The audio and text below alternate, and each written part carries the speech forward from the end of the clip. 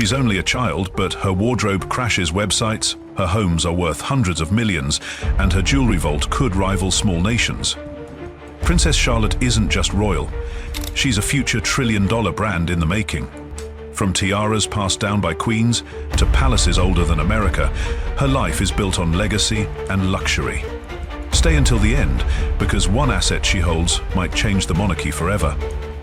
The Charlotte effect, a fashion icon before age 10. She doesn't walk red carpets. She doesn't post on social media. Yet when Princess Charlotte steps outside in a cardigan or floral dress, global retail systems shift overnight. This is the Charlotte effect, where a single appearance by a royal child triggers millions of dollars in product demand, flooding e-commerce servers and selling out entire collections within hours. At age 9, she's not just influencing fashion, she's rewriting how the fashion industry reacts to royalty. Designers and brands track her every public outing. Heritage labels like Amaya Kids, Peppa & Co. and Rachel Riley, once small boutique operations, have seen unprecedented growth, with some items reissued years later due to continued demand. And it's not just luxury. High street brands like Zara and Boden have experienced massive spikes in traffic and revenue when Charlotte is spotted in their clothing. This isn't accidental. Behind every outfit is a deliberate strategy. Charlotte's wardrobe is curated to blend timeless British aesthetics with contemporary accessibility. It leans into tradition. Peter Pan collars, wool coats, Mary Jane shoes, yet is always camera reader, press-friendly and brand-conscious. She doesn't wear logos, but she drives sales like a global influencer. The numbers are impossible to ignore. Analysts estimate that Charlotte contributes over $5 million per year in earned media value to fashion brands worldwide. Her effect on commerce outpaces many adult celebrities, despite having no formal endorsements. This is royalty operating at peak soft power, and she hasn't even hit double digits. More than just fashion, the Charlotte effect speaks to the new function of monarchy in the digital age. It's not about decree. It's about influence without visibility, a curated image that shapes markets while staying above them. Retailers now time product launches around her birthday, royal tours, and even holiday cards. In an era dominated by fast fashion and viral trends, Princess Charlotte offers something rare, slow influence with lasting value. She doesn't speak to the camera, she doesn't tag the brand. But when Princess Charlotte wears a coat, the world looks twice and buys it before the photo carousel ends. Comment the Charlotte effect if you believe influence this powerful doesn't need a single word to change an entire industry. Jewels, heirlooms, and symbolic luxury. In the royal world, jewelry isn't just ornament, it's language, and Princess Charlotte has inherited a vocabulary most people will never speak. Born into a lineage where diamonds are archived like documents, she stands to possess one of the most historically rich and symbolically charged personal collections of her generation. Photographed wearing brooches and accessories with subtle references to Queen Elizabeth II and Princess Diana, Charlotte's adornments are never chosen by accident. Even in childhood, her stylists understand that every public appearance is an opportunity to reinforce continuity, not through words, but through heirlooms. These pieces aren't just beautiful, they're loaded with cultural memory. The most prized pieces waiting in the royal vault? Tiaras, some of which are valued at over $10 million each. Among them are the Lover's Knot tiara, once favored by Princess Diana, and the Cartier Halo tiara, worn by Catherine, Princess of Wales, on her wedding day. Charlotte is expected to inherit or wear some of these iconic pieces during future state occasions, weddings, or official royal duties. But what makes this collection extraordinary isn't just its value, it's the curation. These items carry provenance, crafted by legendary houses like Garrard, Cartier, and Boucheron, many of whom were appointed as official jewelers to the crown. Each piece has passed through the hands of queens, duchesses, and princesses, building layers of political and personal significance with every generation. The symbolism runs deeper than sparkle. When Charlotte eventually wears these tiaras or antique brooches, she's not just accessorizing, she's communicating lineage, stability, and historical weight. In monarchies, visual identity matters as much as constitutional duty, and few things speak louder than a tiara worn once by a grandmother who met Churchill, and then again by a girl poised to represent the monarchy in a digital-first globalized era. Her jewelry box, already rumored to include scaled-down versions of royal classics, is both a treasure chest and a training ground, where the responsibility of legacy is measured in carats, design, and intention. These are not just possessions, they're assets of influence, embedded with royal DNA and designed to endure far beyond a single reign. The Princess in Palaces, the royal real estate portfolio. From the moment she was born, Princess Charlotte has never known a home that wasn't a palace. But these aren't mere residences. They're billion-dollar institutions wrapped in history, diplomacy, and architectural prestige. Her childhood has unfolded across Kensington Palace, Anmer Hall, and Balmoral Castle, each one a cornerstone of Britain's royal identity. Kensington Palace, located in the heart of London, is more than just a postal address. Its walls once housed Queen Victoria and Princess Diana. Today it's been modernized with state-of-the-art security systems and art collections, while still preserving 17th century architecture. The section occupied by the Cambridge family, Apartment 1, is a 4-story, 20-room residence. Though officially not for sale, real estate experts estimate its value would exceed $100 million, simply based on location, history, and diplomatic function. In the countryside, Anmer Hall offers a different kind of luxury, rural, secluded, but no less extravagant. Nestled within the Sandringham estate, this Georgian-style mansion was a wedding gift from the late Queen Elizabeth II to Prince William and Kate. Valued at over $7 million, it underwent a multi-million-dollar renovation before the family moved in. With tennis courts, expansive gardens, and bespoke interiors designed by Ben Pentreath, Anmer isn't just private, it's personal. Then there's Balmoral Castle, the Scottish retreat where Princess Charlotte spends summers. This 50,000-acre estate isn't just land, it's legacy. Purchased by Queen Victoria in 1852, it represents the monarchy's connection to the Highlands. Today, Balmoral remains one of the few properties still privately owned by the royal family, with an estimated worth of $140 million. Its grounds include forests, rivers, and even cottages named after members of the family, a kingdom within a kingdom. Together, these properties do more than shelter, they communicate rank, heritage, and continuity. They host dignitaries, provide privacy, and silently project a brand of royalty that's both untouchable and ever-present. For Charlotte, they are not just backdrops to a privileged life, they are symbols of the monarchy's physical and cultural footprint across the United Kingdom. Where she lives is a message in itself. Wealth is inherited, but legacy is built brick by brick. Royal schooling, education fit for a future diplomat. While most children carry lunchboxes and permission slips, Princess Charlotte walks into school with the weight of an empire on her shoulders. Her education isn't just about grades, it's about grooming a future diplomat, humanitarian, and royal figurehead who must speak for the crown long before she ever inherits a title. Her academic journey began at Wilcox Nursery School, a prestigious early childhood institution tucked near Kensington Palace. With annual tuition estimated around $20,000, it's known for its balance of warmth and structure. But behind the charming artwork and singing circles lies a deeper curriculum, focused on empathy, poise, and early communication. Charlotte now attends Lambrook School, an elite co-educational preparatory academy in Berkshire where tuition exceeds $24,000 per year. Lambrook isn't just a school, it's a launchpad. The 52-acre campus includes polo fields, beehives, swimming pools, and a performing arts centre. Yet the true value lies in the soft skills: public speaking, diplomacy simulations, leadership projects, and multilingual instruction, all designed to mould a child for global presence, not just private excellence.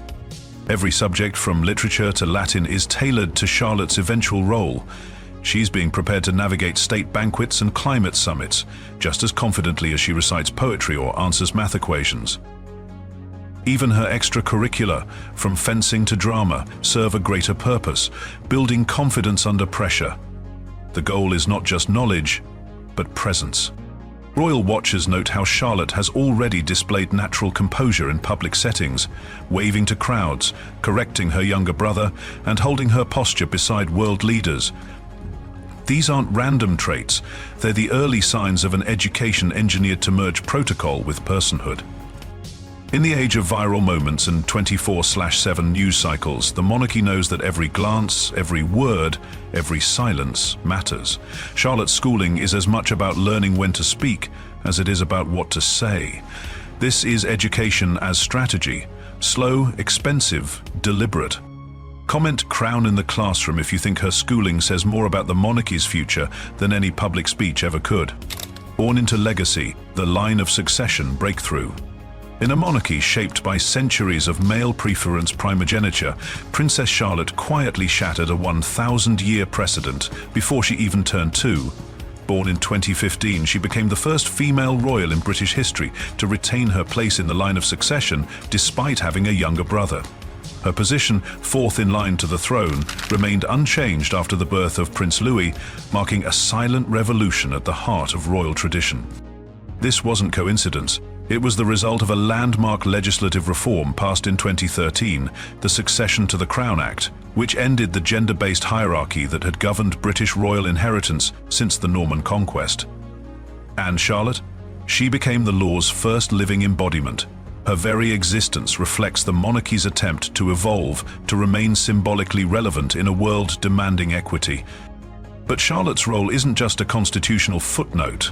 It's a cultural message broadcast through royal protocol, palace dynamics, and the visual language of public appearances. When she walks beside her brothers at state events, she doesn't just share the spotlight, she holds it. Every wave, every royal portrait, every ceremonial gown is a reminder that tradition has made room for transformation. This quiet disruption is amplified by her upbringing. Unlike earlier generations of royal women raised as potential consorts, Charlotte is being raised as a potential sovereign, educated in leadership, diplomacy, and public duty. Her curriculum, her media training, even the structure of her schedule reflect preparation for visibility, not merely support. The system now treats her not as an accessory to legacy, but as a pillar of it. Observers note how palace communications have subtly shifted. Charlotte appears more frequently in official releases, more centrally in family photographs. She's not just the spare, she's a signal that the monarchy is adjusting its framework, preserving its structure, while embracing a narrative of modern royalty that blends gender equality with heritage. In the story of Britain's constitutional monarchy, her name may one day mark the chapter where the past didn't vanish, it recalibrated. A princess who didn't have to fight for power, she was simply born into it. And this time, the crown didn't look away. The heir behind the scenes, family bonds and public image. While global spotlights often chase kings and heirs, Princess Charlotte has mastered something more powerful: presence without performance. In a royal family defined by hierarchy, Charlotte's impact isn't always in front of the cameras, but beside them, behind them, shaping narratives with small gestures that speak volumes. At state events, she's rarely alone. Whether gently correcting Prince Louis's behavior at Troping the Colour or matching stride with Prince George in Westminster Abbey, her presence adds calibration to moments that could otherwise feel scripted. These glimpses are not rehearsals, they're reflections of a deeper design. Charlotte is not only part of the monarchy's future, she's the glue quietly holding its public face together. And yet, it's not just her siblings she anchors. Observers often note how her posture mirrors her mother, Catherine, Princess of Wales, poised but never distant. She waves with confidence, smiles with control, and speaks in calculated moments. In these quiet calibrations, she offers the monarchy something it rarely achieves organically: relatability without informality, charm without chaos. Behind palace gates, her role grows further. Family insiders suggest she's taken on a protective posture toward her brothers, a quiet matriarch in miniature. Even during official portraits, Charlotte often appears centered, hands folded, posture locked. These subtleties are not lost on the public. They humanize the monarchy while maintaining the discipline it demands. But there's strategy in every step. The Royal Communications Office has gradually increased her visibility, not through grand speeches or spotlight interviews, but through emotional resonance.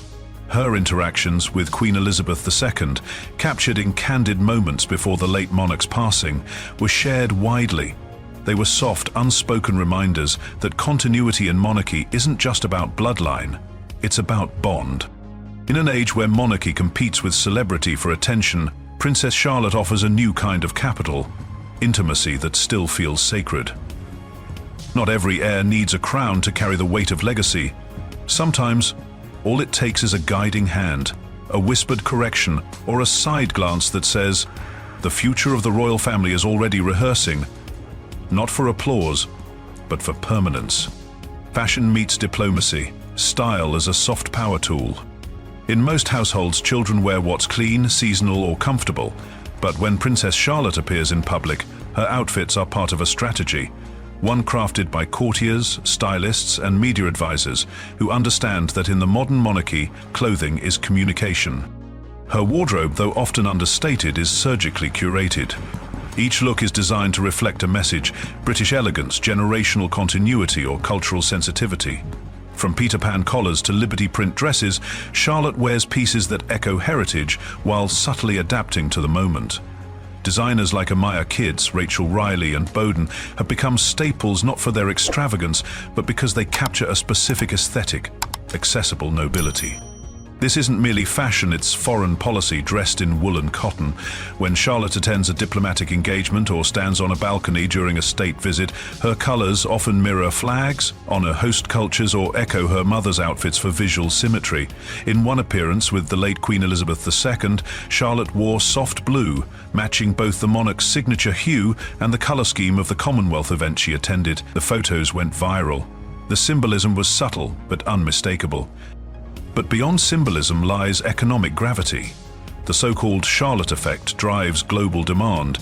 Coats she's seen wearing sell out within hours. Shoes from lesser-known brands become transatlantic bestsellers overnight. Industry analysts estimate that her public wardrobe choices, despite never promoting a brand, have generated tens of millions of dollars in global retail revenue. Even the royal hair bows, usually under $10, create waitlists that stretch for months. Unlike adult royals, who use tailored silhouettes to express gravitas, Charlotte's style operates in innocence. But that innocence is deliberate.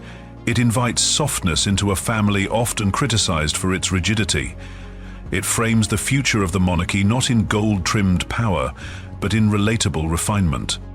And in an era where every royal photo becomes a headline, that balance of legacy and charm is invaluable. Charlotte's outfits aren't just cute, they're geopolitical instruments. And while she may be years from giving her first speech, she's already learned how to deliver a message, stitched, buttoned, and worn for the world to see.